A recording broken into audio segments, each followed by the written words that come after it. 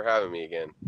Yeah. So I really want to dive into some of the points that you brought up last time. Your understanding of organic chemistry is beyond my ability to comprehend in some of these topics, which is fantastic because we've had a number of different people on talking about biochar, but no one has taken it to that level of really explaining like how the hydrogen ions and everything are working in causing or preventing the oxygen from turning the coal into ash, which was really, really interesting. I had not heard that. So maybe you can start with that. Starting with how it's the carbon, I guess I'm not sure what you're wanting me to start with. It's basically the introduction to how we get to the charcoal again is like if we have a red hot coal, the red hot coal is sitting at 600 degrees, and anything over 350 degrees, the carbon molecule will bond with oxygen and make carbon dioxide, an odorless and invisible gas. But when we're at 600 degrees and there's flame present, the flame consumes the oxygen, which allows the charcoal to just continue to sit there. The charcoal doesn't start becoming carbon dioxide until there's no more flame, at which point then the carbon bonds with oxygen and becomes carbon dioxide. And so when we add water or dirt, we're bringing the temperature down and we're quenching it, and that stabilizes it to a crystal formation. Yeah, and is a negative polarity carbon molecule collection of them. And that's where the oxygen is released, but the hydrogen now is bonded to the carbon, correct? Well, in the cellular structure, the carbon is glued together with hydrogen to make the cell walls. But in the flame circumstance, in the fire, the last flame you will see is the blue flame. The last blue flame on the fire is actually the hydrogen combustion. So we actually burn off all of the hydrogen when we make the charcoal, and you need to burn it all off. But hydrogen can also stick to the charcoal. So like charcoal can absorb methane, which is a hydrogen gas with a carbon molecule, and it can absorb the methane, but it can't absorb the carbon dioxide. So as far as gas filtration, carbon dioxide is already a pretty stable molecule, so it just stays as itself and doesn't get absorbed into the carbon charcoal. But methane, which is mostly hydrogen, does stick to the carbon molecules. But the original methane molecule that was in there was burned off to make the charcoal actually brittle. Otherwise, the charcoal would not be brittle; it would be solid because the hydrogen is a strong glue that holds the charcoal together. So when you say it can absorb the methane, like I've physically seen this when you add biochar to compost that's pretty much anaerobic, it starts to smell that, right? And so my question is that if it's absorbing the methane, now it's creating more fertilizer product, correct? I actually wasn't able to hear that. All right, so I've physically seen when I've taken biochar and thrown it on top of a compost pile that's gone anaerobic, so it smells, right? It smells right. and ammonia. And I've seen that it actually cuts down the odor significantly. So is that now available as a fertilizer product in the biochar itself? Correct. Yes. It's called adsorbing, adsorbing, as opposed to absorbing, absorbing. AB absorbing is liquid absorption. AD adsorbing is gas absorption. The charcoal adsorbs before it absorbs, which is a tongue twister if you're not reading it. But the adsorbing is the absorption of the gases. And so those gases are, nutrient molecules, and hydrogen is one of them. And sulfurs and nitrogen, all of these things, ammonia is a lot of nitrogen. So those gases get absorbed into the charcoal first before any liquids move in. And so now that it's attached to the charcoal, it can't chemically turn into the gases like nitrous oxide or ammonia. The ammonia gas won't form because the nitrogen molecules are locked into the carbon. And so, a bucket of urine is going to turn into an ammonia bucket. But if you have a bucket of charcoal in urine, it's just absorbing all that nitrogen into it, avoiding the chemistry of the ammonia creation. So, I mean, if you put it on top of the compost pile, it's absorbing those gases, which means it's actually holding on to them. And those gases are nutrients. But there's a lot of room in there for more than that because, like, for example, nitrogen, carbon molecule can hold 17 molecules of nitrogen. So that's 17 times the mass of the carbon could be nitrogen held within it. And it still has room for other elements besides nitrogen. That's just the nitrogen connection. But same with like the potassium and phosphorus, which are inside the ash molecules that are inside. Those ash molecules are a negative polarity, just as the carbon's a negative polarity. So they're not really sticking to each other. They're there with each other.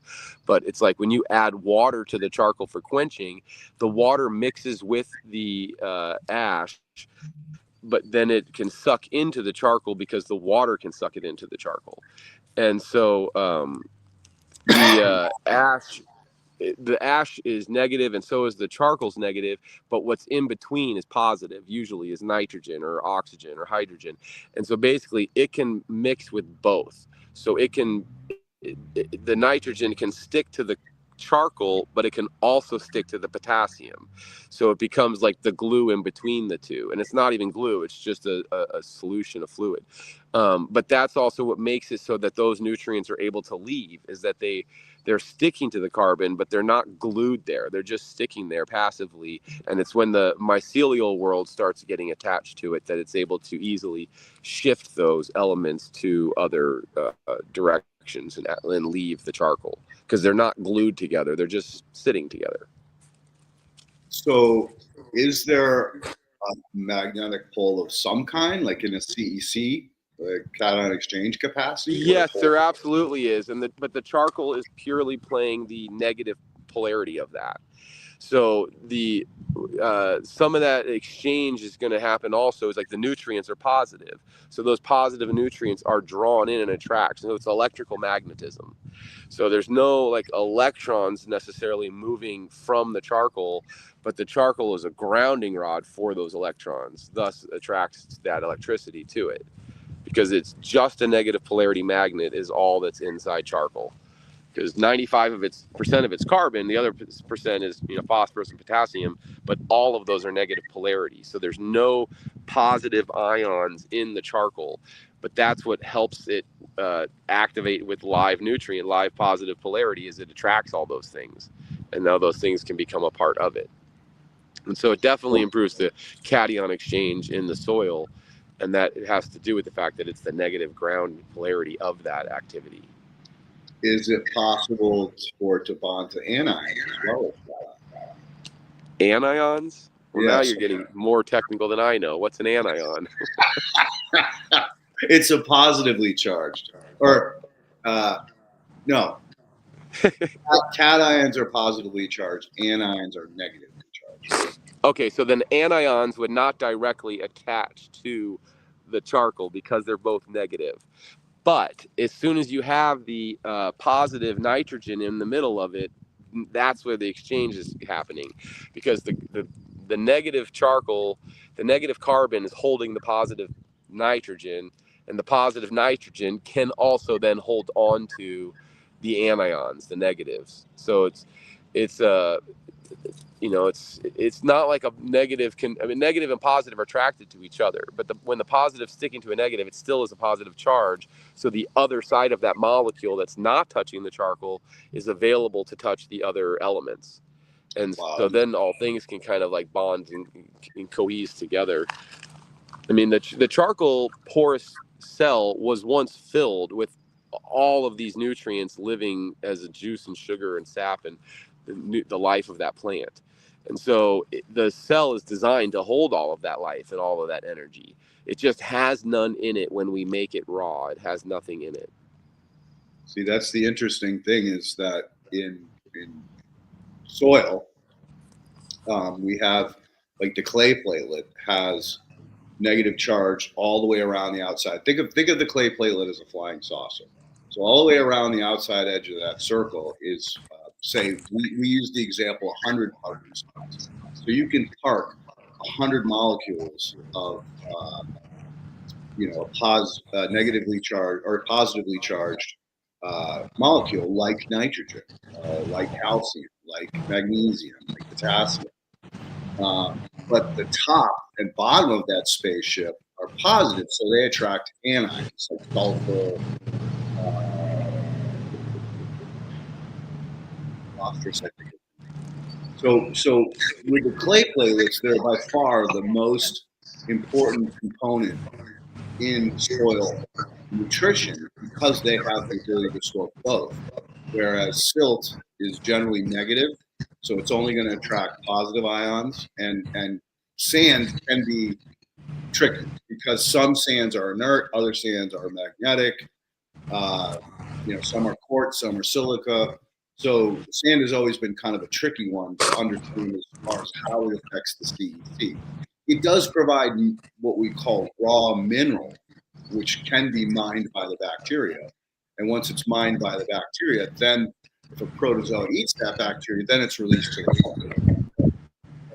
So I'm thinking that biochar is very similar to like a clay platelet in that it can both function at a negative. Well, that's interesting because I would think that clay would stick to charcoal too, and if they're both negative, I wonder how it's doing that. If it's water that's the glue in between, well, remember, there's the outside is negatively charged, the bottom is positively charged. So it could stick because it just would, the platelet would face a different direction. So what I often like to share with people, because there are these different soil types that you could be, having this charcoal to mix into. And for example, if you're mixing mixing the charcoal into a sand soil, what it's creating is the ability to hold water right there within the sand, whereas the sand, the water would just run through and keep moving and not stay. It would dry out. But the charcoal would hold the water within the pores of the charcoal, which maintains moisture in the strata of the sand landscape. So having charcoal mixed into your sand layer is highly advantageous for maintaining moisture levels in a sand soil. Now, how it works differently if you were to mix it in, say, a clay soil, is the clay holds water. That's usually not an issue for the water of the clay, but the clay, it holds air for the clay, because charcoal is porous and full of air before it's full of liquid. So when you have that charcoal in the ground, sure, when the rains come, it's going to suck up with water, but when the water wicks out to the plants, what it's also doing is holding air there so that you have a more aerobic experience inside of a clay soil. So the charcoal has equal benefits to either soil, but they're slightly different in what the benefits they serve. In the case of the sand, it's having the water retention stay in that sand. In the case of the clay, it's having that air available inside that clay. So it's really compatible with any soil mixture. Where it becomes advantageous is to enrich it. If you add them raw with no nutrients in it, it doesn't have a huge issue if you're not trying to do anything with that soil. If you're trying to actively cultivate in that soil, you're going to regret putting raw in there, because it will suck the nutrients available in your soil into the charcoal, and which makes it unavailable to the plants, at least for the first year or two. It will homogenize on its own, so it's not entirely detrimental if you put it into your soil raw. It's short-term detrimental to try to get the agricultural benefits that we speak about. Enrichment is recommended to get the speedier efficiency of nutrient improvements. But if you're just doing it in the forest, raw is the way to go, because it's easier, and it will on its own in time self-enrich from wild insects and manure that shows up. So another interesting thing is people's perspective of sand. Now, sandy soil is good draining, right? We know that. But sand by itself has amazing water storage capacity, which most people don't understand. Like if you go to the beach and you just dig your arm down, you'll find more sand, because that sand is wicking that water up from the bottom. And this is an experiment I've told people repeatedly to do, just to see what I'm talking about. And that is to take a 5-gallon bucket, fill it 3/4 full of sand, Then take gallon bottles of water and add that to it, and watch how much water that bucket of sand can store. That's really interesting. And then more importantly, take that bucket, flip it upside down, make a sandcastle out of it, take the bucket off, and watch how long it takes for that sand to completely turn to dust, to where it just falls apart. Now, if you're in the sun, it's going to happen quicker. But if you're in the shade, it's amazing how long that sandcastle will retain its shape before it completely dries out. So that's just one of those interesting physics of water is sticky is a weird physics reality. Right. And there's this dude, Michael Ball, that wrote this paper on water that was just mind-bending.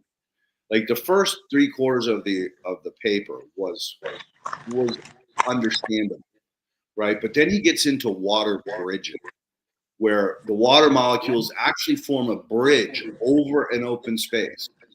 And it just gets deeper and twister from that point on, to the point where it's like, what the fuck is water? What is it? It's a couple of gases in a cold state. But it has so many states. I mean, have you heard of the fourth phase of water? That's one you got to check out. Fourth phase. Is that the fruits? Well, no, it's actually called easy water. It's an exclusion zone. So what it does is the water, when it's next to a hydrophilic material, will actually create this measurable zone before where the water is just pure water, H2O. Nothing has attached itself to the water. It actually pushes anything that was attached to the water away from it. And that's essentially the water that's inside cells, or easy water. There's no other mineral in the water. The water is the purest molecule it can. Now, inside the cell is stored nutrients, but they're not stored on the water molecule, because the water molecule is pushed off of it. It's excluded it from being able to attach to it. And that's where this dude, James Pollock, or not James Pollock, Gerald Pollock, has dove down the rabbit hole trying to understand, like, for instance, people say the heart is the pump, right? Well, we know that the heart is a valve. There's definitely something to be said. I've seen it's one muscle that's been wrapped around. Right? It's one flat muscle that's been spun into the heart. Into a knot. And I saw a doctor that's unassembled one. It's amazing. Isn't it? That's really cool science. But basically, this heart surgeon went up to Gerald at a convention and said to him, like, I think that there's something more to the work that you're doing that's not being talked about. And so Gerald's like, what are you talking about? He goes, well, I've done the calculations on a heart and its ability to actually pump the blood through these tiny little capillaries that the platelet itself wouldn't fit through ordinarily. And he goes, I'm thinking that there's some magnetism that's happening. In other words, nail gun, right? Where you put a piece of metal and then hit the magnets and gain speed before it launches. Well, they say you can even make charcoal more magnetized by adding iron. So if you're trying to use the charcoal for a filter, you can, to filter heavy metals, you can make it magnetized with the addition of iron. And now you know where I'm going. But bottom line is that the interesting thing was that this easy water, he believes, is charged.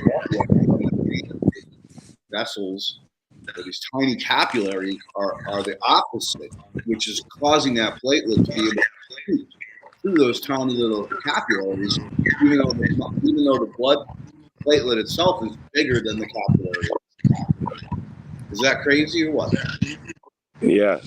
So you're mentioning the comment about how much water you can fit inside of a bucket of sand. It'd be curious to try to measure that with if you had a 5-gallon bucket of sand, how much water could you fit in? Because with charcoal, you can fit 4.5 to 5 gallons of water in the same bucket, because the fact that charcoal is so porous, where sand is not actually porous. It's individual stones, but there's a lot of surface area around it and the ability for it to fit in. But I would imagine you still could get more water in a bucket of charcoal than you could in a bucket of sand. Agreed, But, because it's basically exactly that same principle. But bottom line is, like, again, you can almost fit, you know, if you got, say, it's 3/4 full, so say it's 4 gallons of sand, you could almost fit 4 gallons of water in it. It's crazy. It's crazy when you do this. And I encourage you to do it. Now, it has to be coarse sand. You don't want the powdery, white, dusty sand. You want something like masonry sand or concrete sand. But it has this really, like, interesting phenomenon on how much space there actually is between those particles. Like, it's crazy. Like, try it, dude. Do me a favor and try it, and you'll be tripping on it. But back to additions to charcoal or to biochar. So you've heard of the black magnetic sand, right? yeah. So it would be really interesting to have you get yourself some of that black magnetic sand. I think you can actually get paramagnetic basalt rock pretty easily. Like, you can order it at place in Colorado, but it doesn't have the same content or magnetism that the black volcanic sand. But it'd be really interesting to have you make a batch of the char or biochar, and as you're done, the flame has gone out, add that stuff in there and see if it all of a sudden becomes stronger. Right. Do they attach to each other? I saw a question that came in referring to charging and talking about calcium, and it triggered a thought about bones.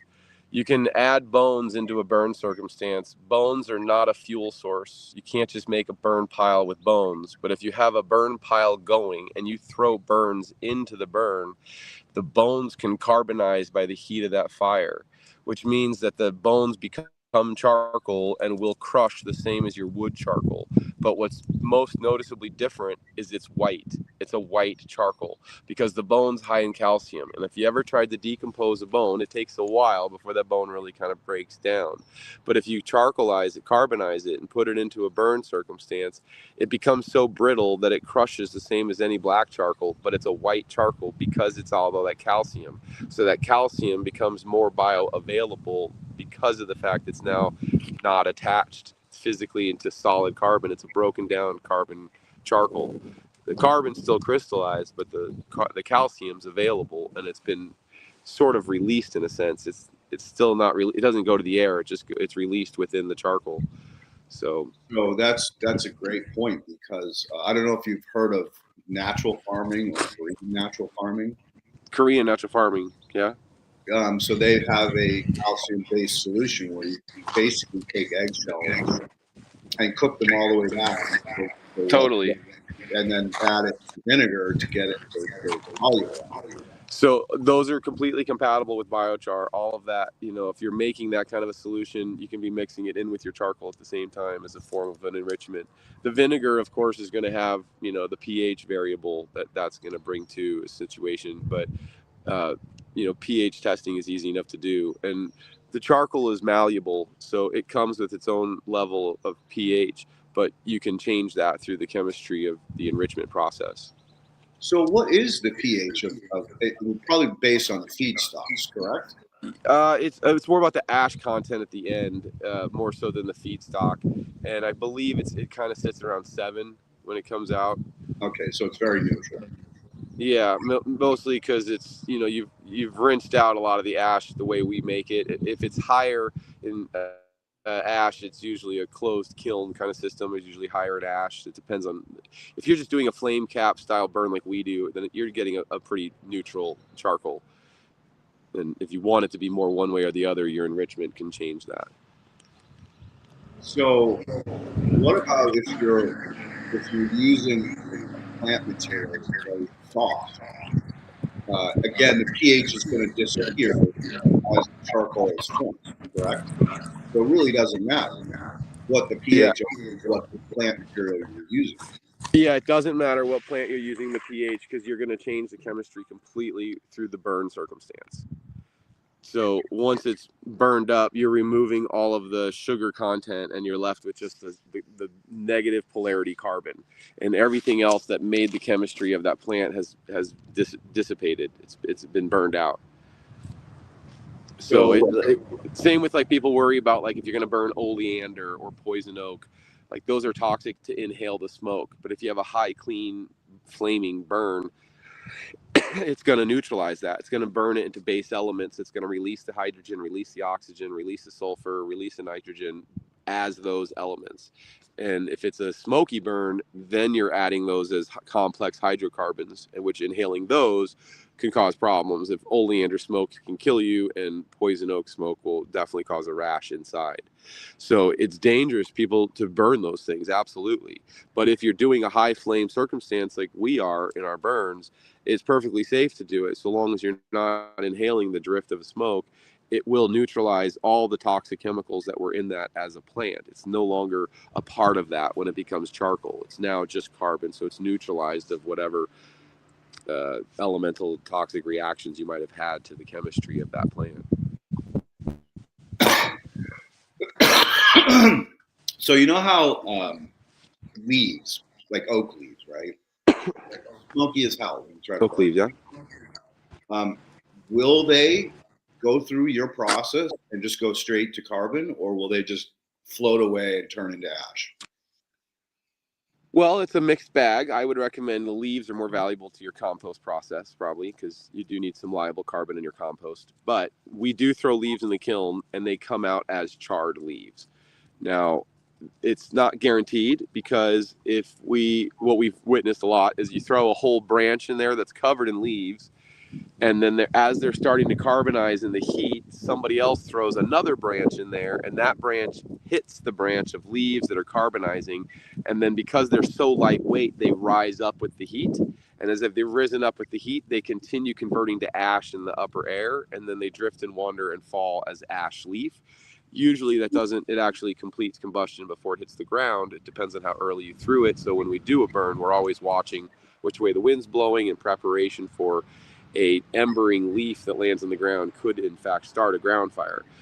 But if you threw that leaf into the kiln and you aim the branches into the kiln and you don't actually throw another branch immediately on top of it that causes it to shake and become airborne, they will gravity fall into the kiln and become char. So when we dig out our kiln and quench it, you can actually pick out what was in there. Like the different types of wood are distinguishable. You can recognize leaves, pine cones, pine needles.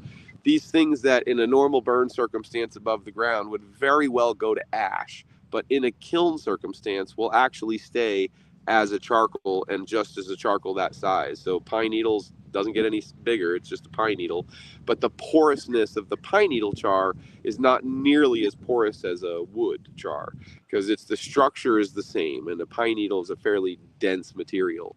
But it's got its surface area, it's still carbon, it still has the same benefits for filtration, for nutrient building, for soil, holding. It doesn't matter what material it is, carbon is carbon, but the material you use determines the shape and structure of what you end up with. And also, to some degree, the softness. The softness, so he said? Yeah. Yeah, exactly. So, for example, like a oak wood is a hard wood, and so its charcoal is going to be very hard. But if you let that oak wood sit out and rot for several years, it's now dry, rotten, and kind of brittle, right? It's a very loose and crumbly wood. It's no longer the hard wood it grew into be. It's decomposing. The termites are eating it.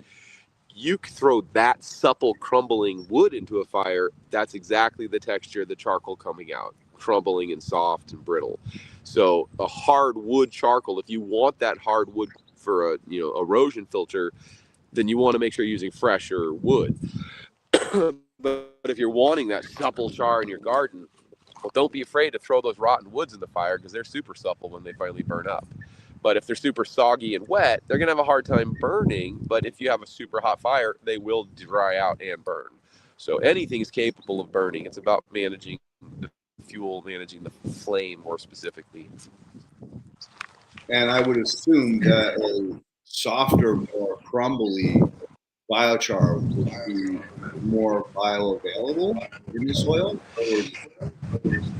Well, in a weird sense, the charcoal's never really available. It's always locked away as a solid carbon, but its capacity to do the cation exchange is about surface area.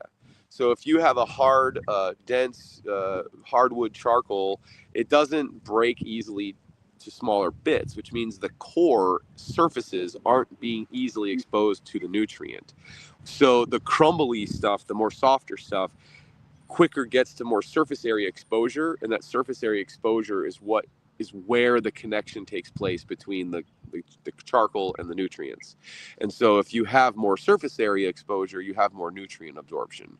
And as far as like if you want it in your garden soil, because we're usually working on garden soil interests, then having that fine flour supple charcoal means that your carrot root is going to easily work its way through there. And if you got that hard wood chunky charcoal, your carrot root is going to have to bend itself around that chunkiness. And so for me, I like the mixed sizes because I'm going for long-term soil building. So in the long term, a large chunky char will physically break down, whether it be from freezing and thawing, causing the freezing and thawing to cause it to crackle and break, or because a plant root pokes in the edge and breaks it open as it swells, or because you hoed the land or tilled the land, and in doing that your shovel physically breaks the char. So when you have a chunky piece of charcoal that's only enriched on the edges and it's in your soil, if it breaks open later through tillage or agricultural use or just temperature of freezing shifts, that later exposure where it cracks open is future nutrient absorption potential. So it's like a long-term future value.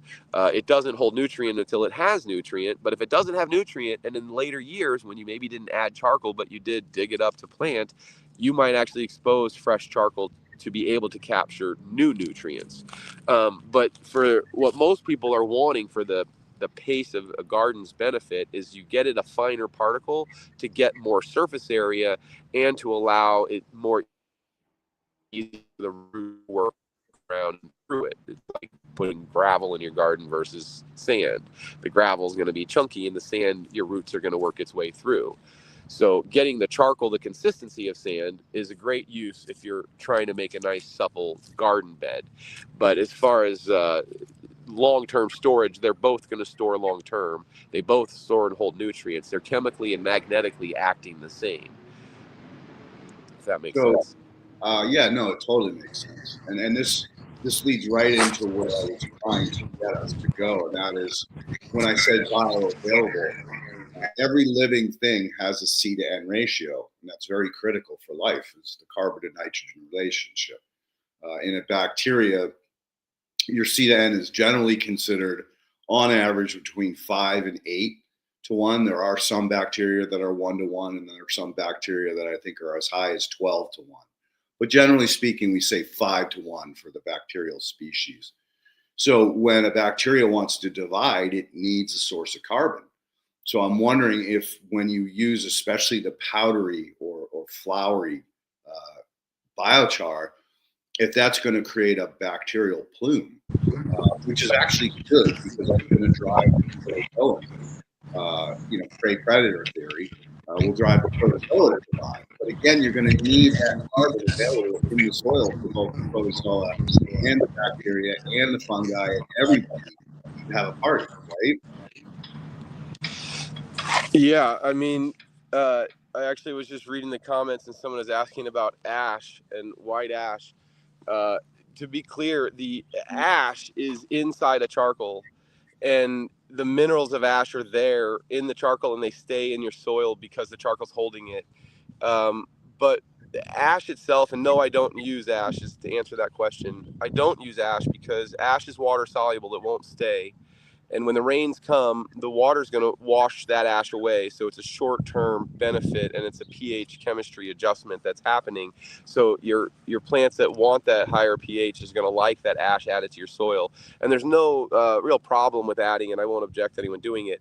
But if you add charcoal, you are adding ash. And that's the thing that some people don't seem to understand, is that the ash is in the charcoal. But to have ash is the absence of having the charcoal. It's the absence of the carbon part. And the plant world needs liable carbon, which charcoal isn't. So this is where, for me, you half mix charcoal with any other liable carbon force, whether that's wood chip or compost. It's that wood of the wood chip is the liable carbon that your plants are going to need, that it's going to break down, that the mycorrhiza is going to be living on. Because the mycorrhiza doesn't want to live on charcoal. There's nothing in it. But if you put that decomposing liable carbon beside the charcoal, the mycorrhiza, well, the decomposing gases are going to move into the charcoal. The nutrients are going to move into the charcoal, which means the bacteria is going to move into the charcoal, which means the mycorrhiza and protozoa can move into the charcoal. And so then the charcoal starts taking on that liable carbon. Charcoal can hold carbon. Carbon sticks to carbon. But so the non-liable carbon of the biochar can hold liable carbon as well. So the plants and nutrients and microbes need liable carbon, which charcoal provides none, but has the capacity to hold and store it. So the use of ash, for me specifically ash, is if I want to make soap. And I'll mix the ash with water, which makes lye, and that mixed with any fat will make your saponify into soap. So I am not opposed to the ash. Another interesting fact: historically, ash was how we paid our taxes, because ash is used for making concrete. And way back in the day, when cities wanted to make buildings out of concrete, they needed ash. So they gave people the ability to bring ash as the form of paying taxes. Of course, why they convinced us we owed them anything at all, I don't go. That's a whole other politics. But the ash was a measurable value, and people were making ash in their wood stove. So if you shoveled up that ash and you brought it to the lord of the town, they then considered it your tax, because there was more ash than they could generate, and they were using the ash to make essentially concrete structural things. So sure, ash has uses in many regards, but if you're really going for gardening and you're going for soil, then don't bother with the ash. Focus on the char. Learn how to make char under any circumstance you are making ash. It does not matter what temperature you make the ash. The ash is the byproduct of the absence of charcoal. I don't think you can heat ash up enough to cause it to melt into another substance, but you can melt the ash into charcoal, which is what happens in the closed kiln type of flame or air curtain burner style. They're blowing air into the kiln, which is blowing the ash into the charcoal. The ash is red hot, the charcoal is red hot. They actually fuse together and create like a glaze effect onto the charcoal, which actually inhibits its ability to absorb water and microbial life.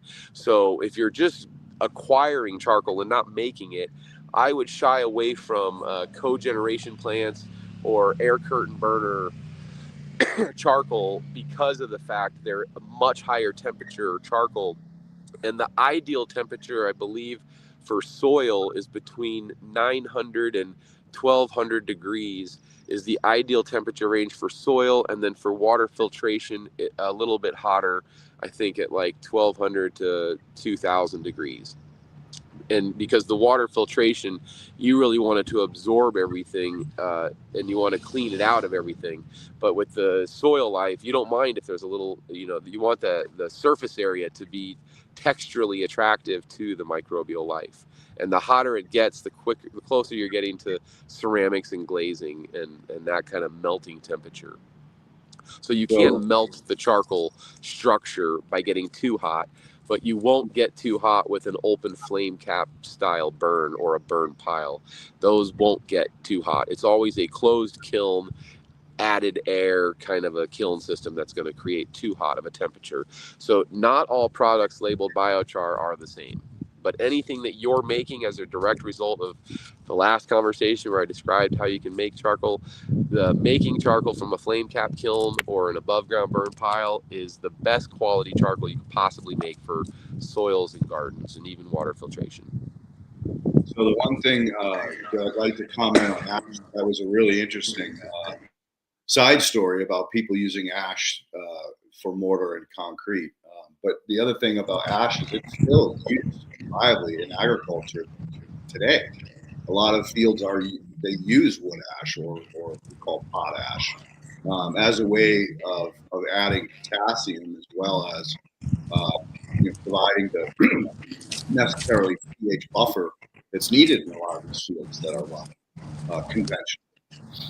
So it still has a value. And absolutely, those still exist in the charcoal is my point. And so for the person that just suggested that they add the ash from their wood stove into their garden, I totally understand the strategy. And like you're saying, you're adding that potassium. But what I would recommend is my method in a wood stove is instead of waiting until it turns to ash, and we just had this conversation at this workshop today, if you have a wood stove, your practice is to shovel the ash out. But what the practice that could change is when your stove is a pile of red hot coals where you would normally want to add a piece of wood, my advice is to bring your bucket you normally put your ash in, put it half full of water, shovel those red hot coals into the water and quench it immediately right next to your wood stove. You remove 2/3 to 3/4 of the charcoal, put it into the water. It's immediately black. It's immediately quenched. Very minimal steam enters the room, which is fine because your room is dry. You have a wood stove. But the thing is you've removed the charcoal and the ash, which means you won't have as much ash buildup in your stove because you've removed the material that makes that ash. It's in the charcoal. But you haven't removed the ash itself. It's still in that charcoal. So all that potassium and nutrient value is in the charcoal. So instead of just adding ash in your garden, add charcoal to your garden. You can keep adding ash to your garden. I'm just telling you, it will disappear in one winter's rain. Like it washes away. It does not stay long term. It does not have long term benefits. It's a short term benefit. But the charcoal has long term benefits, and that potassium is in that charcoal, and it's a labyrinth for it to get out. So it's able to leave, but it doesn't just flow away in the next rain because it has to penetrate the water and then leave with it, and the water stays in it until it wicks out into the root zone. So charcoal has the ash nutrient benefits and value. And if you're interested in the value of ash, then you should be interested in the value of charcoal equally because it carries ash, all of that ash inside of it. And it's bioavailable. Which is a very interesting point. Now, again, it's more of a long-term short, where ash is a short-term. Exactly. The ash is a short-term value, and the charcoal is a long-term benefit that contains the same value that ash will serve. Yep. But again, if you're trying to modify your soil, or if you have high CEC soils, a lot of that potassium is going to get stored. It's going to just completely go. Right, and you can make your biochar enrichment directionally focused to the nutrient you need. So like if you need I think potassium, if you need potassium in your soil, use bananas and banana peels to make a fermented concoction that you soak into your charcoal. Potassium is high in bananas. I usually eat the banana themselves and just make the nutrient out of the peel, but you can use the whole banana to make the nutrient. And that would be sort of the KNF method, where equal parts sugar. The sugar breaks down the cellular structure of whatever you're mixing it with, causing it to blend in and make a syrup. So then you basically have this banana syrup, which is high in potassium. And you soak that banana potassium syrup into your charcoal. You've now enriched your charcoal as a potassium fertilizer. Yep, very cool. And I think tomatoes are also high in potassium. So you can make the potato ferment and soak that into the charcoal. And it's another case of if you need a specific nutrient, if you need the calcium, then you don't take the eggshells you were doing and dissolving in vinegar. Soak that into your charcoal. Now the charcoal's carrying whatever you put into it. So you can channel the nutrient you need by putting that nutrient into the charcoal. Very cool. Very cool. It just opens up the opportunity to do all kinds of wonderful things, especially if you're for your fertility, which I hadn't really thought about. Yeah, and so I saw somebody mention that they make charcoal in a two barrel system, and I'll describe that as like a Johnny Rogers. This is a great farm model. If you can acquire a 55-gallon drum and a 35-gallon drum, you can put the 35-gallon inside the 50-gallon, and then they pack the 35 full of the fire fuel, put some fuel around it in between the two, Then you ignite it on the outside and you put a lid on it, and then a lid has a smokestack, and it's, you can look it up online as a Jolly Rogers kiln. And the advantage of that for a farm is you can load it with material, light it, and leave it. It will quench itself out when it's no longer got anything to burn, because the lid's on it. It actually will self dry quench it. And so the next day you can open it up, dump it out. You have charcoal that's super dry, and dry charcoal sucks up nutrients and water faster than wet char. And then you have a light it and leave it situation where you can every day pack your little kiln up, light it, leave it, and the next day empty it, fill it, light it, leave it. And that's a great methodology. One of the variables is that one, it's going to shrink it down to 20%. So you're going to pack that 35-gallon barrel full, but you're going to see it's going to reduce to 20%, and it's going to be mostly empty, 4/5 empty. So if you want more volume, you need to spend more time. And in the case of an open flame cap kiln, you can use a barrel as a flame cap kiln. But a flame cap kiln, you can't light it and leave it. You got to tend to it. When the flame dies, you have to quench it. But in the case of that Johnny Rogers barrel in a barrel system, that's the advantages. You get to light it and leave it and walk away, and you'll end up with a really good quality charcoal that's super dry, which means you can really supercharge quickly, soak it up with enrichment, and it's a great workflow for a homesteading garden. Worth looking into. It's called a Jolly Rogers, or a T-Lud is another version. So would you put bricks underneath the 30-gallon barrel to keep it off the floor? Actually, you probably could put bricks on it. I think they just put a hole at the bottom, and the bottom lets the air out into the flame experience, so that it's actually being cooked by the heat. I don't know if you actually need to put the brick in or not. It probably depends on where the hole is. It'd be fine too if it fits in. I mean, the 35-gallon barrel is smaller than the 55, so you have a little room to play with. But there's a lot of kiln designs out there worth exploring. There's a lot of open sourced free designs too. You can look at the U.S. Biochar Initiative has a whole registry of available kiln designs that are free, public domain ideas. For me, the simplest and easiest is just to dig a small pit. A shallow pit is by far the most simple and effective kiln. It can be 1 or 2 feet deep, or 5-6 feet deep. Really, you just scale your pit based on the volume of biomass you have available.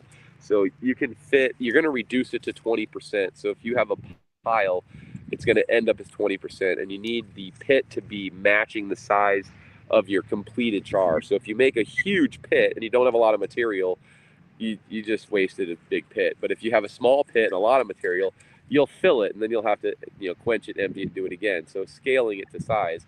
But usually a pit's great for a homestead as well, because you didn't have to buy a barrel. You just have to pick a location where you want that pit to be. And you can also, because you dug the pit, you have that dirt that you just dug out, and you can use that dirt to actually quench it in case water's an issue. You just cover it back up at the dirt, pack it down, and leave it for several days so you don't expose it to heat when you dig it open, and you'll have a dry quenched dirt. You can also just leave it there, and it's a permanently sequestered block of carbon storage. But most cases we're making it because we want to use it somewhere. A lot of circumstances out here in California, we're actually just making it because people don't want the fire fuels. They want the fire fuels reduced. So a lot of cases we'll have a job where they want the fire fuels reduction, but they don't want the charcoal. So we just agree to shovel it up for them. We'll take it away and sell it to someone that wants it. So, well, that's kind of convenient. You get paid to do it, and you get paid to remove it. Exactly. Yeah. So, I mean, we teach people how to make it themselves because that's what we want. But what we learned over time is that people wanted to hire the service to get it made for them, or they just wanted to buy the charcoal and they didn't have a lot of materials. So we started a new company called On-Site Biochar Services to focus on those issues, to provide the service. Well, we'll come to you. We'll convert your biomass to your biochar. And what we ran into is a lot of people were wanting to buy charcoal from us, and sure, we'll sell them a bag of charcoal. But after the first sale, we're like, well, how much do you really need? And they're like, well, this is what I'm really doing. And they're like, well, you need a lot more than what you bought. And when you look around the property, you're like, you have a lot of wood. You could be making your own. So what it turns out being is it's cheaper to hire us to make you biochar, because the mere volume of biochar that we can make will out surpass how much biochar you could afford to buy at the same price of just hiring us to do some fuels reduction. And so this is where I think it's great when people don't want the charcoal. It's a real win for me because they just don't know what they're missing out on, because I still charge them for my labor to make it. Interesting. But Now, yeah, charcoal's wonderful. have you been approached by the state to do any fire? What do they call it? Fire lines? Well, we've been approaching the state directly by applying for grants. So we've been trying to seek grant funding to get us to do that. We've had a lot of state officials, but more county officials than state officials that have been to some of our workshops.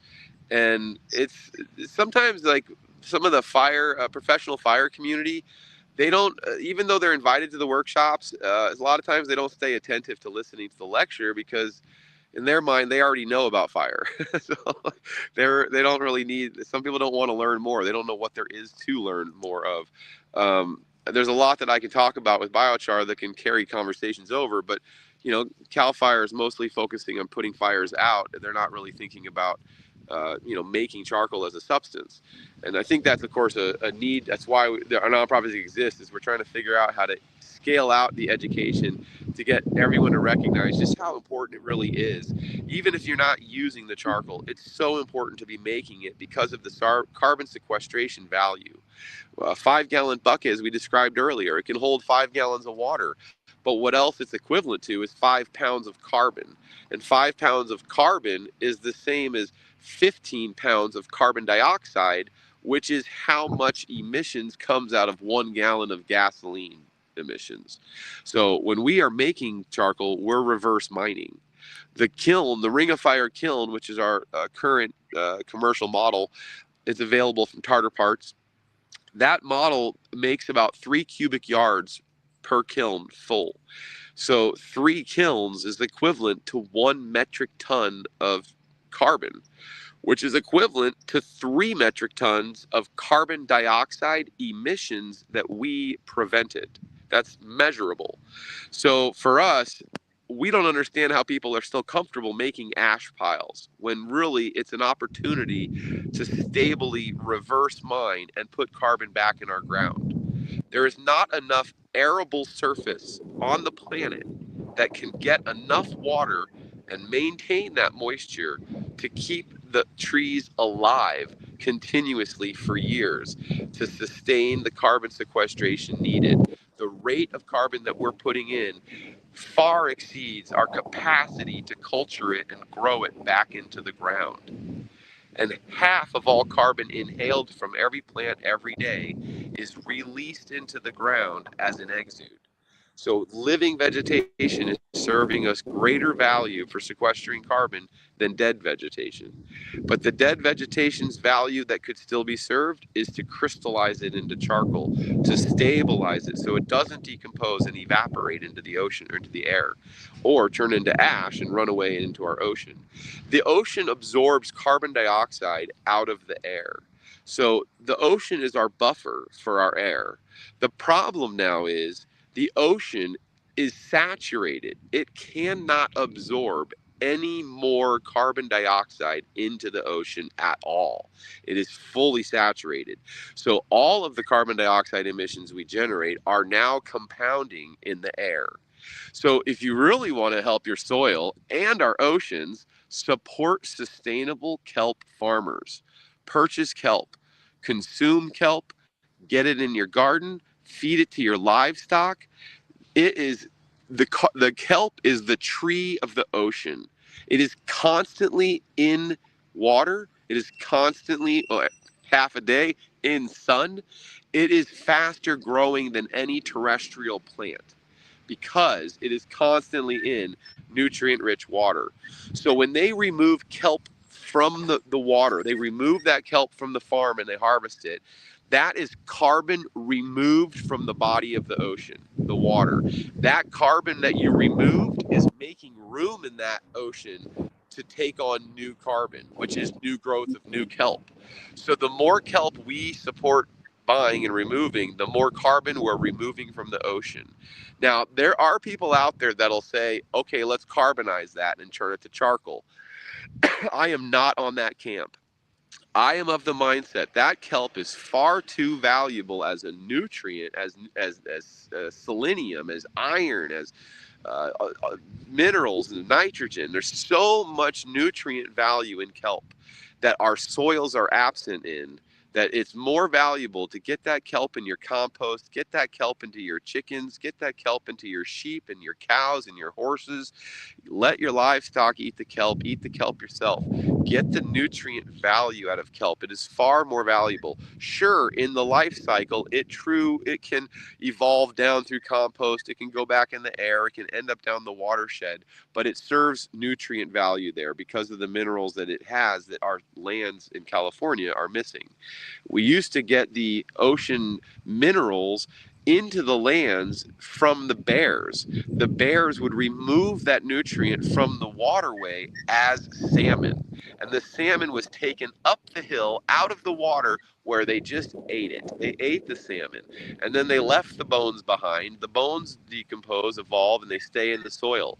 Whatever part of that fish they didn't eat stays in the soil. But all of the fish that they did eat also stays in the soil because they poop, and they poop in the hill, they poop in the mountain. So the bear brought the ocean's minerals up into our land. When we started damming the rivers, we stopped the salmon from migrating upstream. When the salmon stopped moving upstream, so did the bear stop having access to eat it, which meant that now that nutrient's not been added to our soil for a long time. So kelp is just one of those nutrients. Sure, eat fish and salmon too. I don't know how polluted they might be, but the kelp, it could be polluted too, I suppose. The whole Yeah, ocean's polluted. Everything is unfortunately. polluted, so you got to Yeah. cope with it. But eating charcoal will absorb any toxins. So that was quite a rant. I have a good friend of mine who has been fermenting kelp. Fermenting the kelp. Fermenting it instead of drying it. So he adds That's a great idea. yeah, he puts the kelp fresh into a 250-gallon tote, and he adds the microbes from his fish farm, and within 2 to 3 weeks, it's the kelp is gone. Now he doesn't add the fist, the part that sinks into the soil, because that takes forever. But if you just cut that and throw that away, I had one for 3 years in my compost pile, and it still didn't disintegrate. So that stuff that root, very difficult to deal with. But short of that, he's converting, he's turning kelp into liquid fertilizer very quickly. And you're right. It's an excellent, and you can soak that right into your biochar as a means of enriching it. Because there's nothing in raw charcoal. So anything that you get into it is enriching it. Well, if he gets this project off the ground, I probably will have him on the podcast, and hopefully some way I could connect you, because you'd be a great person to purchase the 250-gallon totes and then add it to your char on your site. One of the things one of the things that people don't understand about kelp is the hormones, the plant hormones. So that when I have a client call me in a rescue, right? So they have a tree or cannabis plant or whatever that's struggling to grow. The first thing I do is I say, all right, we're going to do a rescue. We need humic acid.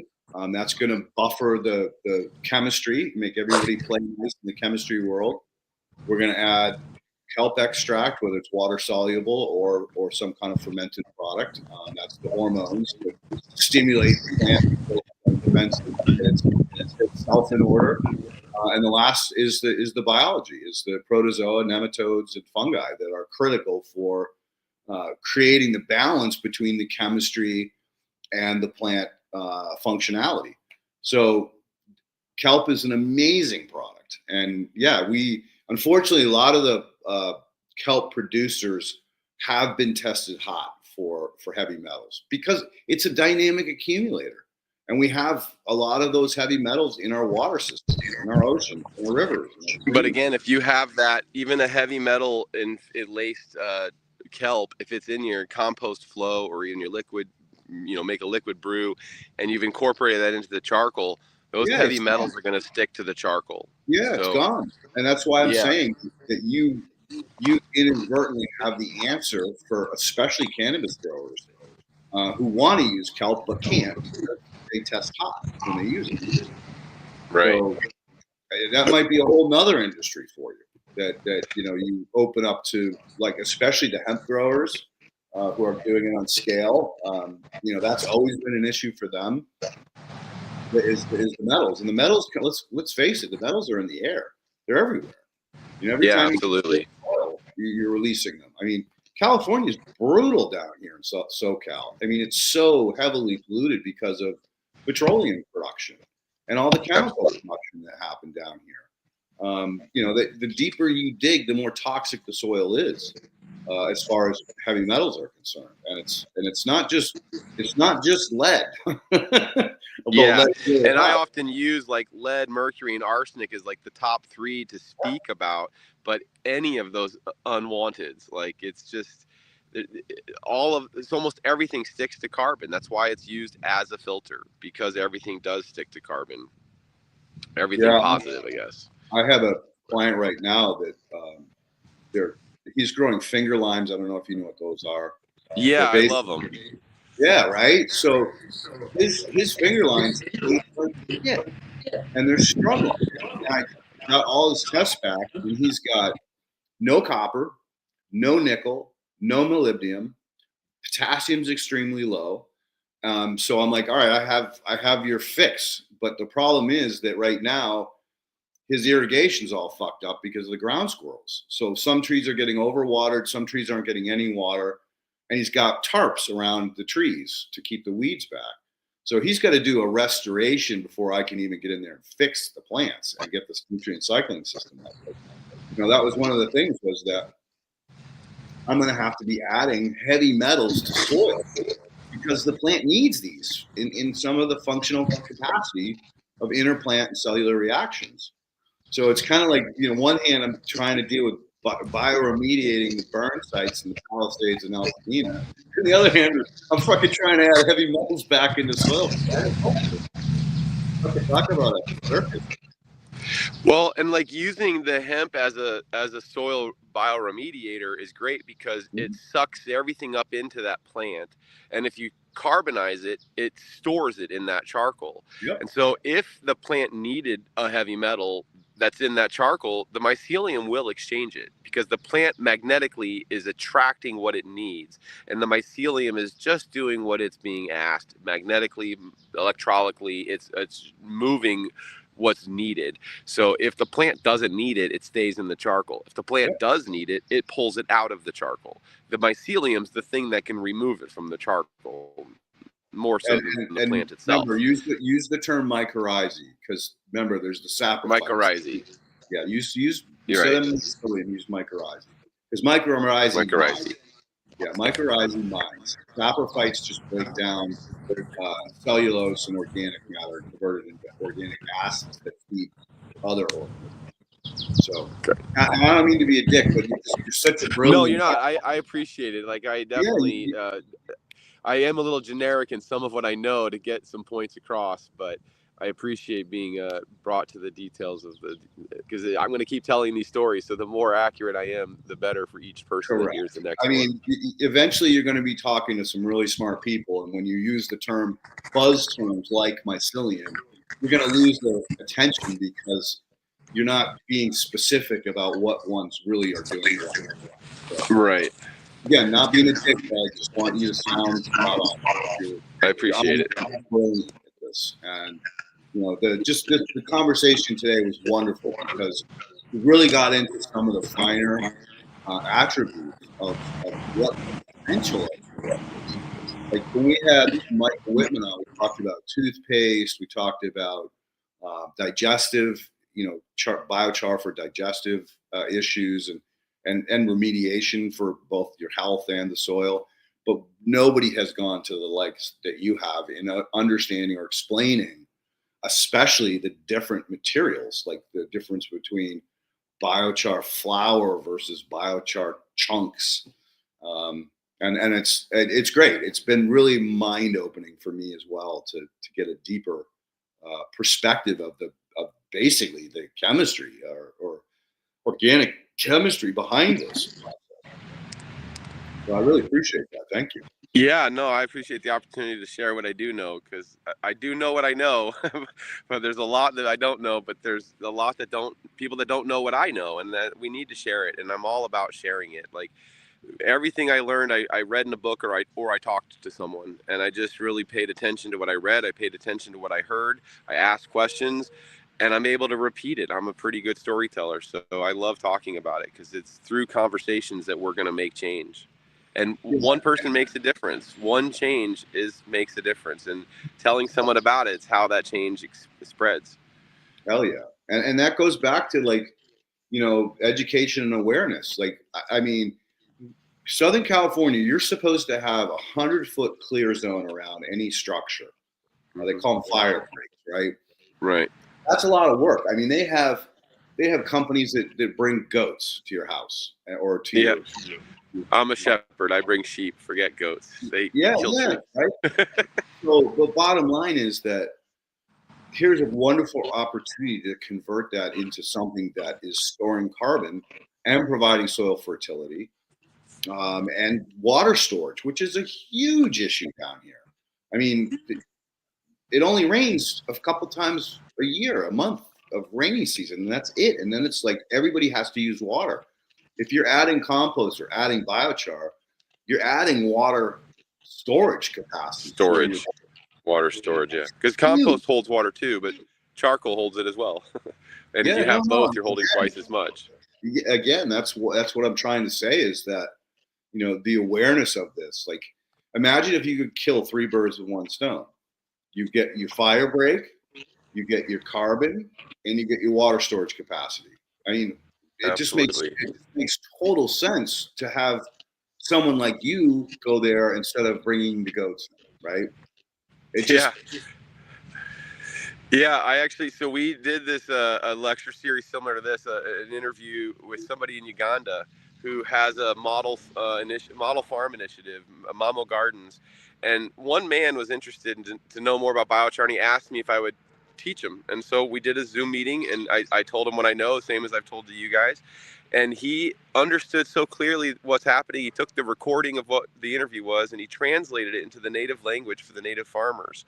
And now every single day he is traveling to different farms and meeting with 10 farmers at a time and doing demonstration burns and demonstration making biochar. And the first question in the second interview they asked me is, what's the one thing we could do wrong? What's the biggest mistake we could make?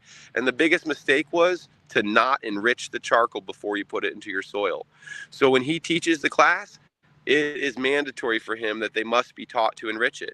And so they're now, and his mindset, he has 3 months until rain season comes. And in that 3 months, he needs to see how much biochar they can get made, enriched, and into the soil. Because when it rains, that's the only water they're going to get. They don't have wells. They literally have to, travel I forget the distance, some like 2 hours away to go to the nearest river where they're cultivating fresh greens on the banks of the river, because the river water is keeping the greens alive. So he's traveling 2 hours to get fresh greens to eat. And now that he understands that this biochar is going to hold water, he's thinking he's going to have more greens longer at home. And they've just planted their first garden bed, and the sprouts, I haven't seen pictures if they've come up yet.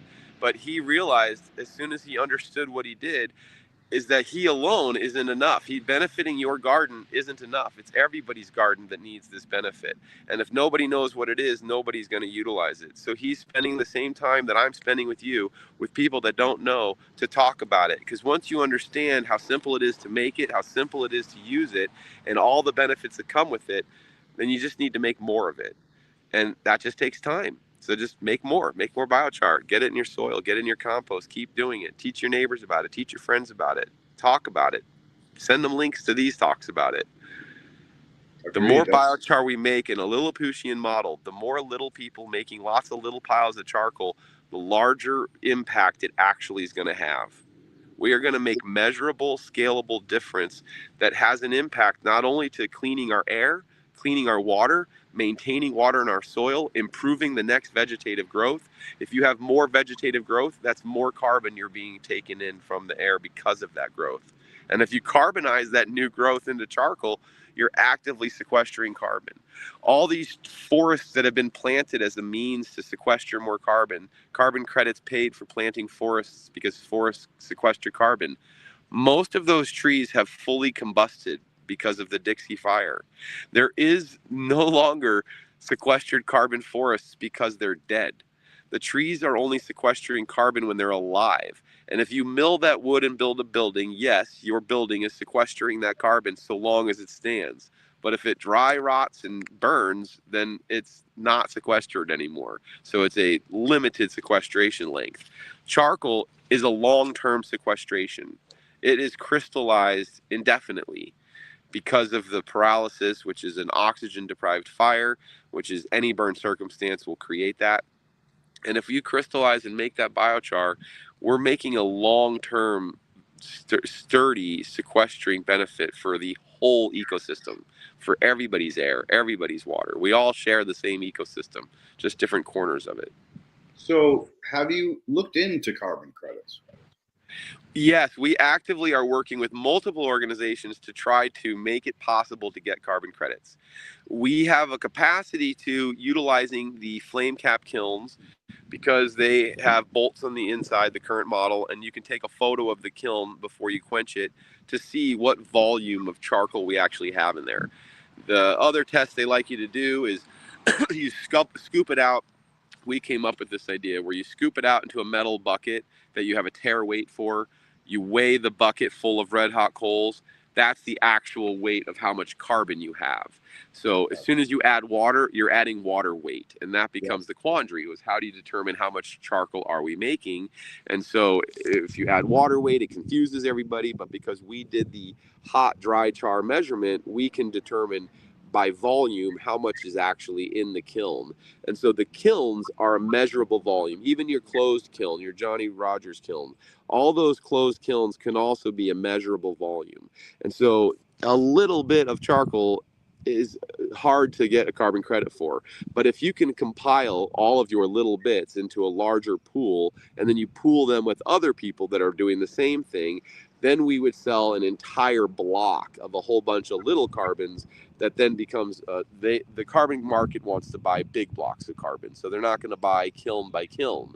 But if we can document all of the kiln loads and compile them, and that's part of what the benefit of our coalition could be doing, is that our coalition compiles all of our charcoal, all of your charcoal. You create an account, we put it in your account credit, and then all of a sudden when we finally sell that charcoal, sell that carbon, then we distribute it to everybody that was in the block. And the current model carbon credits, you got to sell them to the carbon market. It's still just a theory. To me, it hasn't existed for real, but it's in the wings. And the people that are actually getting carbon credits for biochar are closed kiln, fixed combustion. They are having a regular routine amount produced. But there are companies that are trying to figure out how to turn our method of charcoal making into a measurable credit, because that will scale out what we're doing, and they can see what we're doing is so beneficial. To get a little extra capital to support us would be really good, and the carbon credit is the theoretically a potential for getting some support. So But we aren't getting it. Have you thought of approaching some of these large corporations that are needing these carbon credits, doing what you do on their property? Yeah, we have started these conversations, and like I said, some of the carbon market folks are calling us, trying to see if they can, because any carbon middleman is going to make some money. So whoever can successfully get our carbon accredited, they're going to get a piece of that transaction, which is why we're having people reaching out to us, trying to find a way to get us carbon accounting. And so we're going to keep pursuing it. Yeah, there's nothing finally functioning actually, but we all think it will at some point. So we're going to work towards it. But my interest is to get people to make it despite that. Getting a carbon credit should just be a bonus. No, agreed. 100%. Yeah. I mean, I know like there's a company in Pennsylvania called Pitmons, and they take newspaper, cardboard, and they create a peat moss alternative, so that we're not mining the peat bogs, and it's made purely of cellulose. And they were able to get carbon accounting somehow. I mean, I know he spent a lot of time on it, and he was one of the early on people, so there was a bit of an advantage because they were part of the people that were creating the network to decide who gets to claim carbon credits. So at some point, it might behoove you to reach out to him.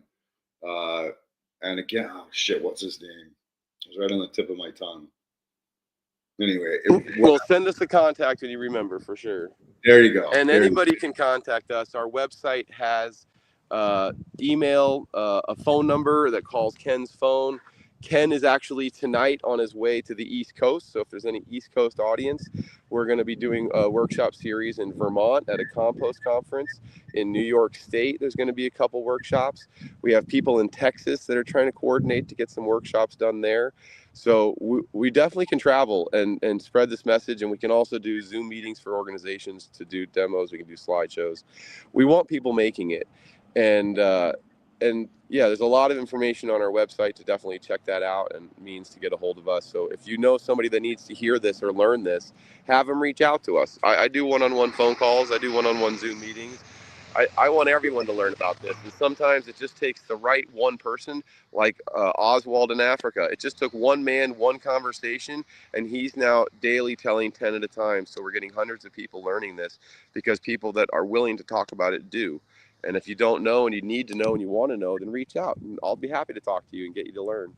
What we got to do is I got to ask Ken to put together a list of all of the farmers, like the Mean family, like Travis. There are just so many of them out there that could host those workshops. They always are looking for better ways to do things and manage their farms. Like Taproot Farms is a huge farm. They could definitely, they got land to do biochar, and if they understood the value of it and the ability to, add the nutrient to the biochar, have it remediating, have it long-term holding water, it's all just a win-win-win across the board. Absolutely. And again, if anyone that hasn't heard these, podcasts, but you want them to have a conversation to see how it can work for them, by all means, direct them to us, have them reach out. We'll be happy to, share the conversation. And I saw somebody in the comments said that they're excited. They're going to get a Ring of Fire kiln. There's also the Flame Wise kiln to look into. It's a smaller model, so it depends on the scale you need to work with. If you get either of those kilns, the Flame Wise or the Ring of Fire, I encourage you to let them know that Biochar Coalition taught you about it. And so they end up, the Kelpie Wilson at Ring of Fire has occasionally donated us a kiln as a result of how many we've helped distribute in the world. So if you guys are taking any interest in getting either of their kiln models, let them know you heard about it from a conversation with Biochar Coalition. We'd appreciate it. There you go. Cross-pollination. Exactly. But we don't currently sell a kiln, and we do pitch it though. The flame cap kiln can be an earthen pit in the ground, which is what they're doing in Africa. And so I really try to teach flame cap kiln methodology. I'm not sponsored by any specifically kiln model. We are actually trying to design our own model for our own methodologies, but it's the same thing. It's just a flame cap kiln. The difference is I want to try to evolve away from wing nuts, but I don't have an alternate product to offer you at this time, but we're working on it. Those wing nuts, right? Yeah, I mean, that's the one thing that you lose in the Ring of Fire is the wing nuts. That's one of the nice things about the Flame Wise kiln is it doesn't use any wing nuts. They just interlock and slide into each other. And like I said, a lot of people that come to our workshops, they see this Ring of Fire as such a big kiln. It's like way bigger than they need, and they just have a couple orchard trees they want to like turn into biochar. So the easiest way is dig a small hole in the ground and use the earthen pit. Otherwise, I really love the Flame Wise kiln. That's what we use today for the demonstration because it's not as large a volume, but it's equally effective. And they're both women-owned companies, so women designed these. And the Flame Wise is actually still made by the woman who designed it. So she'll make it to order in 2 weeks. And I think a Flame Wise kiln's like $500 or $600, depending on the size. Whereas a Ring of Fire kiln is going to be like $1,900, $2,000, $2,200 with shipping. But there's 3 flame-wise kilns, I believe, is the equivalent of the volume of charcoal of 1 ring of fire.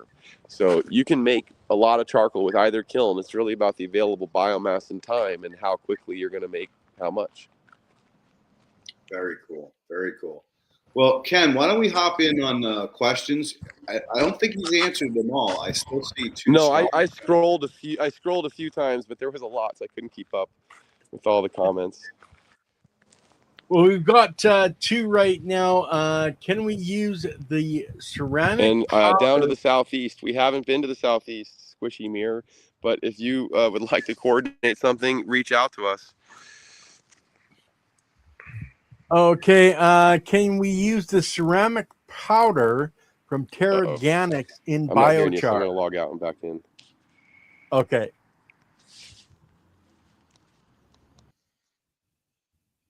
Well, that was a very interesting one today. My brain is tired. Oh yes, yeah, and no doubt there's so much information. We got to get him to next time we have him on to use an earbud and a mic, because we're getting a lot of wind noise, etc., from the back end. You there, Tabor? Can you hear me now? Yeah, I hear you now. I think we learned if I just need to exit and enter again if that happens. Yeah, and you pretty much need to stand where you are. As soon as you walked away is when we lost. Yeah, I had to.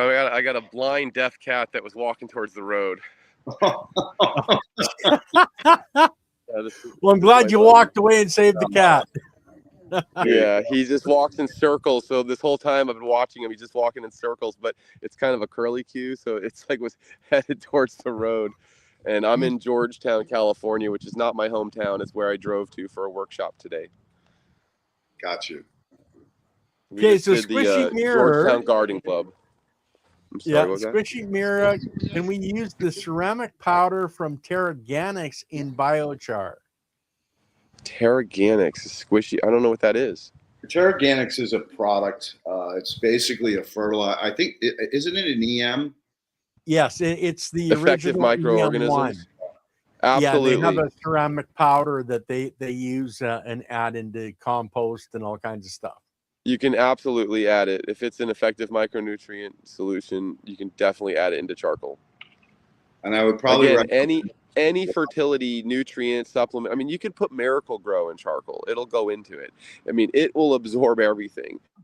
So if you want a special formula enrichment, then use that special formula enrichment and it'll soak into the charcoal. And then that's what you'll have. I would suggest they add it to water first and not just like throw the powder at the charcoal. That's a great point. I don't know what the product's consistency is, so but definitely if you, and even I told people today, like if you're making compost and they're like, well, how can I enrich it? How long does it take?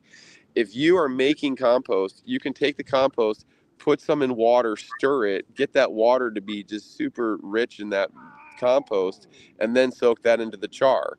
And then it'll go, if it's a liquid nutrient, it's going to suck into dry char faster than wet char, but it'll soak in there. Once it's soaked in there, it's enriched. Now, if you want to allow it to ferment and age, it only gets better with time, just like any ferment. So there's no real specific rule on how long does it take or how much can it absorb. You got to kind of figure it out and learn from experience. But putting no nutrient in it, that becomes your problem. Putting not enough nutrients in it is not as big of a problem because it has some nutrients in it, means it isn't going to suck out. It's not going to be so raw to take it out of your soil because you put some into it initially, but there could be room for, if it's lightly enriched, there's room for it to take on more enrichment over time. But if it's not enriched at all, it's going to take the soil's fertility right away, and your plants are going to struggle because they need the nutrients right away. So by all means, if you're going to go put it into living plant soil, then you need to get it enriched first. If you're just trying to make it and get it sequestered, then get it into your compost. It'll enrich over time. If you're doing forest landscape, just get it across the surface. It'll enrich on its own. Yeah, and that's a really good point about the compost extract. I just run into so many people that say, compost is compost. No, it isn't. Commercially processed compost has no biology. There's nothing in it. It's dead. It's dead. And that's the problem. It's got the ingredients, but not the life. Yeah, no life. So, again, it's like, I think your suggestion of taking it and taking some forest inoculant, and I always say, do the wildcraft with respect. So buy a bag of that cheap commercial compost for $5, bring it into the woods, spread it around, or dig up some inoculant, spread the compost where you scarred the soil, and then bring that stuff back, liquefy it, and add it to your biochar. It's called IMO, right? It's just a little Correct. bit different. And remember, it's all about the biology, right? Absolutely. Yeah, I mean, biochar is intended to have biology, but when we make it, we still call it biochar because it's able to receive biology. But it's up to us. We are the biology. We have to add the biology, and we do that easiest by mixing it in your compost. But if you've already got another process that includes liquid teas or ferments, you're already headed in the right direction. So we're just giving you a storage capacity with the charcoal. I like to call them condominiums. Yeah, it's a habitat hotel. There you go. I have a question. Okay, I make a fresh batch of biochar, and I have, say, a JMF, a genome microbial solution. I throw the biochar in a bucket with it. How long is it going to take to fully populate? If it was a liquid solution, I mean, 10 minutes. Okay. It's in. It's going to suck in there. I think it could change. Like, if it was a dry charcoal, like, it will go in probably faster than if it was a wet charcoal, because the wet charcoal's already got water in it, so it's not as inclined to take on new water. If it's dry charcoal, well, it wants to take on that water, so if it's an enriched water, it's immediately taking on that enriched fluid. So as soon as it's taken on that enrichment, it's enriched. Now, if you allow it to age or ripen, it just continues to ferment. You're just increasing the bacterial life. You're increasing the diversity that can live in it because of that. But, I mean, when I gave a copy of the JADAM book to the guys in Africa, and we didn't talk about enrichment. I just said you need to enrich it, and then here's how you make it. And he's like, well, how do you enrich it? And I said, well, it's getting late. It's different time zone. I gotta go to bed. So I sent him the JADAM book, and I said, here, this is the book you need to read to figure out fertilities and enrichment solutions choices. Like, what do you need for your garden? What kind of nutrients are you wanting? And then use that book to try to pick which nutrient you're making and follow their recipes. So he came out from reading that book. He ferments for 12 days. That's what he teaches in his class, is you ferment for 12 days. And he's mixing dry cow manure, dry chicken manure, fresh green leaves, and then a little bit of rainwater or creek water that they have to bucket and carry to the farm. And so that little bit of water, they're just stirring it in by hand. And they don't put a lot of water because they don't want it to run through. They want it to soak in. And then every day they come and stir it. And they said on the first day, 24 hours, 2 huge grubs showed up in the char. Like, they just migrated from the environment and discovered the char, and that's where they now want to be. So for them, that was immediately instant. Like, wow, this is alive. Like, what they've made is attracting life. So then by the day 4, everybody agreed it is different. It is no longer just charcoal. It smelled different. It felt different. The color was different. The leaves aren't green anymore. And they kept mixing it, kept stirring it, but they didn't put it in their soil until the 12th day. Now, did it need to be 12 days? I don't know. Probably not. But it maybe did, because it was a dry material that they were mixing in. They had only a little bit of water for it to work its way into the charcoal. But if you're going to do a liquid tea and you're soaking it, that charcoal is taking it on instantly. Once it's taken on that fluid, it's enriched. So you don't have to be neurotic on the time, in my opinion. You just have to be key that it's not raw, because dry, raw char does not give you your immediate benefits that you're wanting. It's okay, it's just not going to be the benefit you want. The original Agrichar, about 20 or maybe more than 20 years ago, the original Agrichar is agricultural charcoal. They don't use that term anymore because their marketing campaign was a huge fail. What happened is they put raw char in the soil, and that was their number one mistake. It was raw. The other mistake was it was probably cogeneration char, so it was probably super high in ash and probably not great for microbe absorption because of that limitation. But the real issue was it wasn't enriched. And the problem was, to convince the farmer to do it, they had to compel him, right? Hey, this is going to be great. You're going to have water retention. You're going to have nutrient retention. You're going to have better crops, bigger yields, less water, all of this benefit. And then the farmer puts it in the cornfield, tills it in, plants the corn, and for 2 years, he has a worse yield, less crop, less production, worse looking plants, unhealthy soil, and that made the news. So every farmer heard, oh, he really fucked his garden up when he put all that charcoal in it. So nobody wanted to touch Agrichar. Nobody was going to buy that stuff. So the industry collapsed. Well, you know what happened is the news didn't follow the story. Go back to that farmer today. It is admitted his healthiest soil. It is the richest soil, the most productive soil of his entire farm, because nobody went back there for the 3rd and 4th year and said, well, how's your yield? It's increased. His plants look healthier because it took 3 years for it to naturally enrich. And once it became enriched, now the plants aren't fighting with it to get nutrients. They're actually pulling from it for nutrients. In 3 years, the mycorrhizae have moved in. So now there's this ability to use the nutrients that it's absorbing. So their mistake was not enriching it, not understanding the need to enrich it, and not marketing that fact that that's the case. We're going to put it in raw, but you're not going to get any benefit for 3 years. Now we know, enrich it with biology first. And this is where they shifted to biochar, because it really needed biology to make it work. And so some people that make charcoal, they don't call it biochar because they specifically aren't putting biology into it. They're just making charcoal. But if it's able to receive water, it's able to receive biology, we can call it biochar.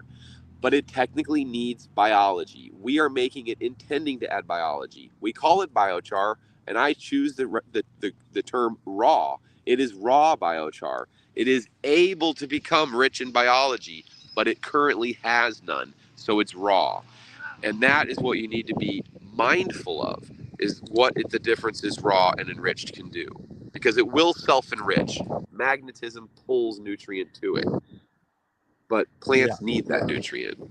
I'm so glad you brought up the farmer and how he charged his biochar, because that was one of the questions that was burning in my mind. It's like, okay, you taught him how to make it. Well, what about enriching it? So that was cool. Thank you for that. And one other question: when Ken takes his biochar and throws it in the bucket of water, is it going to float for a period of time before it sinks into the water? Yeah, so that's interesting. And I don't actually know specifically some of the details, because I've heard about some of these, and I haven't really studied to confirm what I understand. Some charcoal floats and some charcoal sinks. And why is that? Well, there's air in the charcoal. So that air is what's making it float. So will it sink when it saturates with water? Possibly. There might be something else going on there that I don't fully know of, like, what's the difference in the floating charcoal or the sinking charcoal.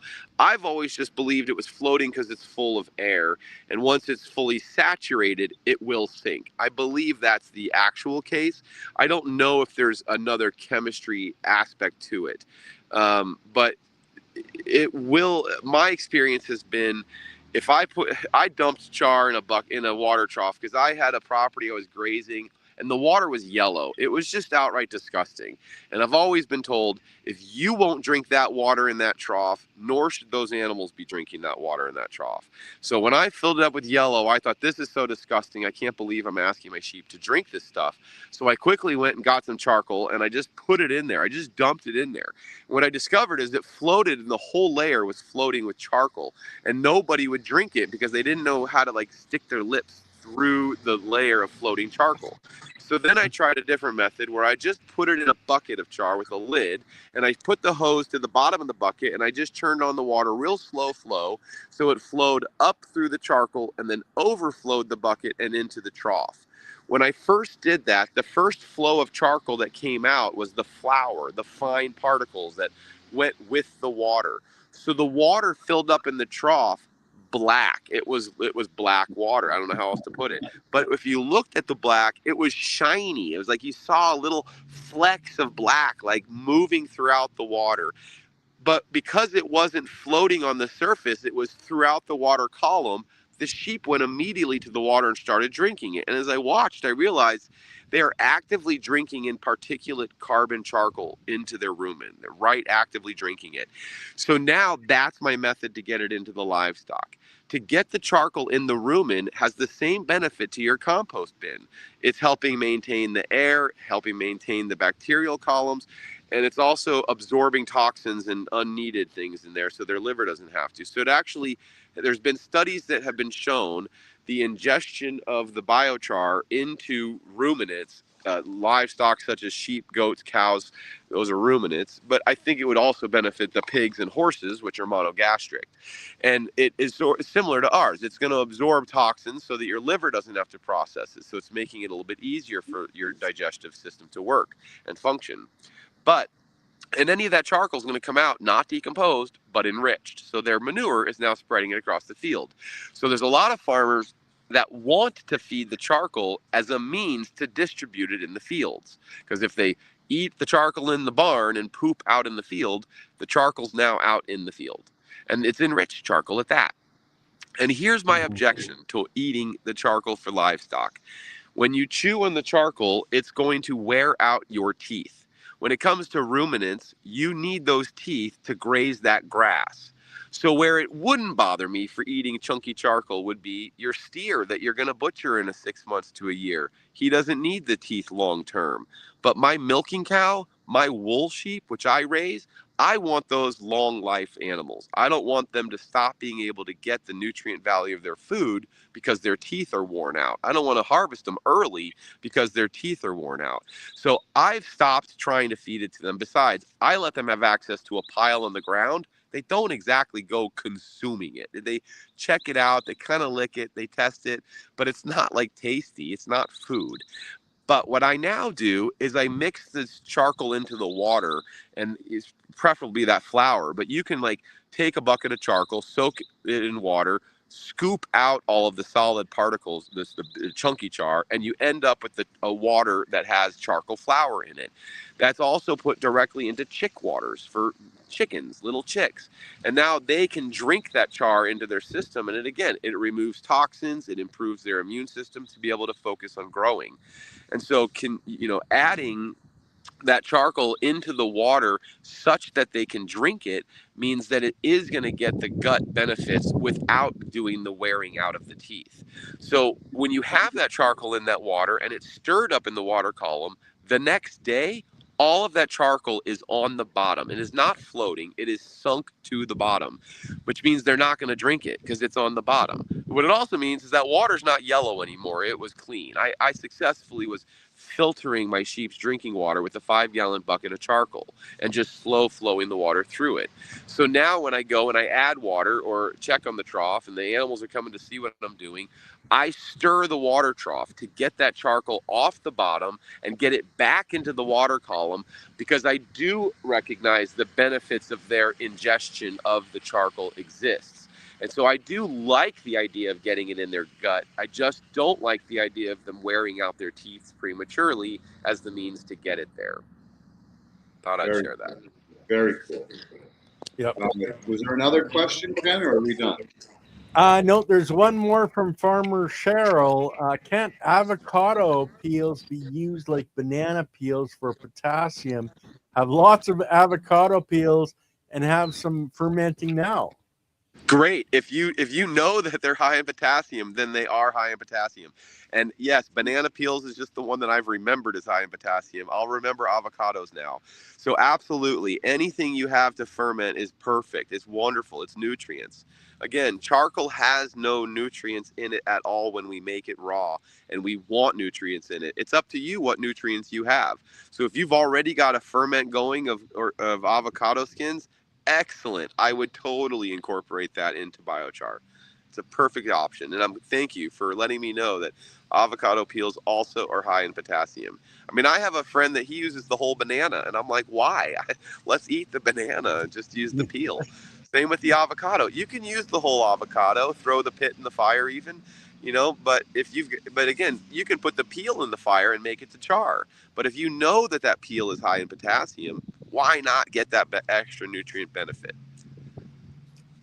And we did have another question come in. Is it possible to steal essential minerals for the body by consuming charcoal for too long?